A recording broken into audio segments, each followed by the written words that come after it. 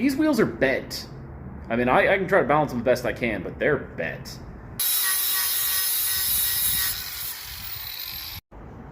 Okay guys, so I've got all the wheels off of the Tahoe, and that's, you can count 1, 2, 3, 4, 5.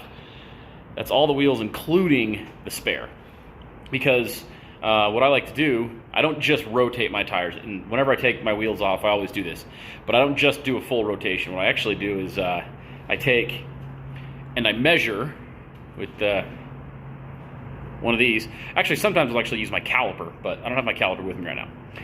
And I will find which of these 5 tires has the lowest tread depth. And I mean, like, even if it's just down to like a fraction of an inch. Because no matter what, whichever of the 5 that has the least amount of tread left is one that gets put as the spare tire. And there's a reason for that. And that's because if you have a set of 5 tires, so you have, 4 tires for the vehicle and a full-size spare, that's all fine and dandy, except one of 2 things is gonna happen. You're either gonna run all 4 tires and wear them down to nothing, and then you have a 5th tire that's worthless, or you'll run them down to like half tread, and then you'll shred one of the tires you've got that's got half tread, and you'll somehow damage it or puncture it to the point that it can't be repaired, and now you're like, oh, I've got a spare, but except now that 5th tire has got way more tread than the other 3.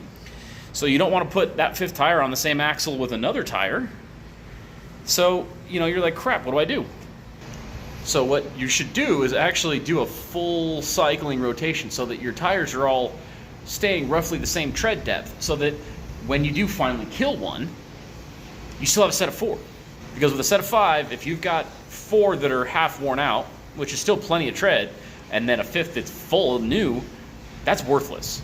That'll get you off a trail, and that's it. So why did you spend $300 or more for a mud tire that you're not going to be able to use more than just to get off a trail? So let's do some measuring. All right, you can see I think this tire spent a lot of its time as a spare. I think that one. We'll start here. Go right in the middle and drop that down. We'll make it so it misses that ridge. You've got different marks going around, but that looks like 18-30 seconds for this one. Let's come over to this one. Same spot. 17, closer to 17-30 seconds. Okay. Tire number 3. Same spot.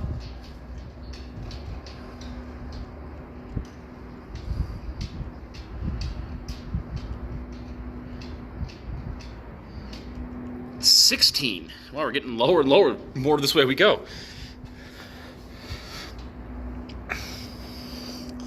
And this is the one that I said it spent a lot of its time as a spare, because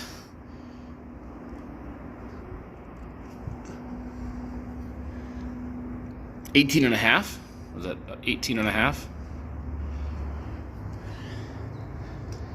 And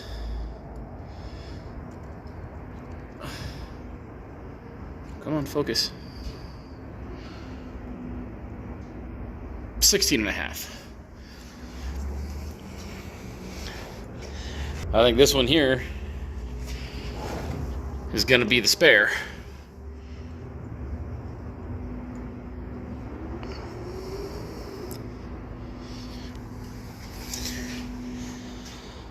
Basically, those red wheels I've had for over 10 years, and I've beat them really hard. Okay, so like 2 off-road trips ago, I started to notice a vibration on the freeway heading out to the off-road trip. And I do a lot of off-roading sometimes. A lot of these trips are over 100 miles of dirt. And so, I'll get on the freeway, I'm heading out there, and I can sense a vibration. And a lot of times you can tell by the vibration that it's probably an out-of-balance tire, and you can also usually tell if it's on the front or the rear. And this one felt like it was on the rear. Usually kind of the rule of thumb is if it's on the, you can feel it through your seat, through your butt, more than you can the steering wheel, it's probably on the rear. And out of balance tires, you will eventually kind of get a feel for when it's an out of balance tire, but basically, starts coming in right around 55, 60 miles an hour. It just gets worse and worse and worse the faster you go. And so I was like, okay. And I went on that trip, and I came back, and then I went on another trip last weekend. And same thing on the freeway, but this time it was even worse vibration.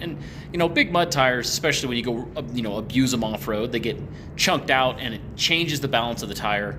And so it's not uncommon for your dirt tires to often be out of balance after off-roading them. So I'm like, okay, so now I've got another tire out of balance. Now it's really bad, and they both felt like they were on the rear. So I figured, I would, get these tires rebalanced just to make it a little bit more smooth, because it was pronounced. Driving down the road, especially on the freeway, that's when you would really, man, that's pretty bad.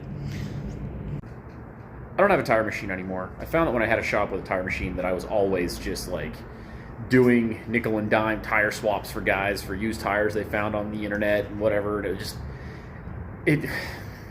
just not worth it. Take up the space, when you just run it to a tire shop. I literally have a tire shop across the street from my shop here. So I ran I put the tahoe up on the lift, and I ran the wheels over and said, hey, will you balance these? And I didn't tell him which wheel came off of which part of the car, just stating that. And when he balanced them, the two wheels that came off the rear, he said, hey, these wheels are bent. I mean, I can try to balance them the best I can, but they're bent. Now you may ask yourself, those are silver wheels. What about the red wheels? There they are.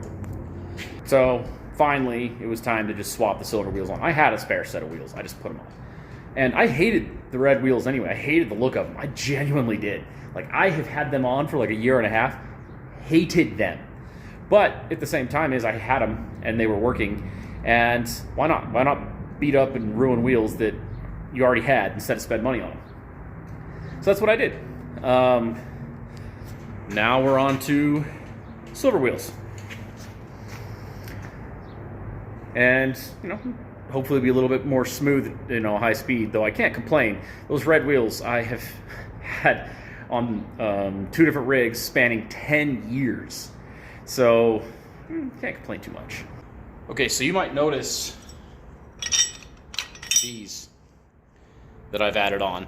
And that's because when I took the wheels off, I noticed that right here on the radius arm it was just scuffing, just enough to scuff the paint tread of the tire. And that's, obviously because I'm running factory, plus 31 offset wheels. So these tires are actually tucked way in. But basically, I just picked these up from O'Reilly for $20. And they're just a 1/4 inch thick spacer. Not going to mess with strength or anything. Just enough to step it off to prevent any kind of tire rubbing. Just a little clearance is never a bad thing. What's interesting about that, I wiped the scuffing off, but the tire's contacting right here.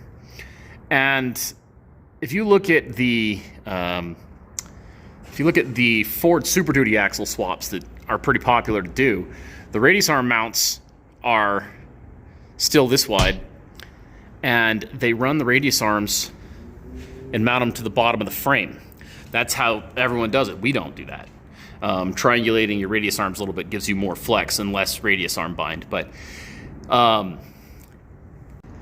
you can literally tell by looking at it that if that radius arm at the front end here was mounted further outboard and at the back end was mounted further outboard because they put the mounts underneath the frame, that would mean that your tires have more potential to hit the radius arm than with this swap. So that also tells me that the Super Duty axle swap is going to limit how tight you can turn your steering, and I have seen that. Guys that have done the swap have had to adjust their steering stops on the axle so that they don't rub their 35-inch tires, 37-inch tires on the radius arm. And so that's actually a loss of performance if you can't even utilize the steering angle. Thanks for watching.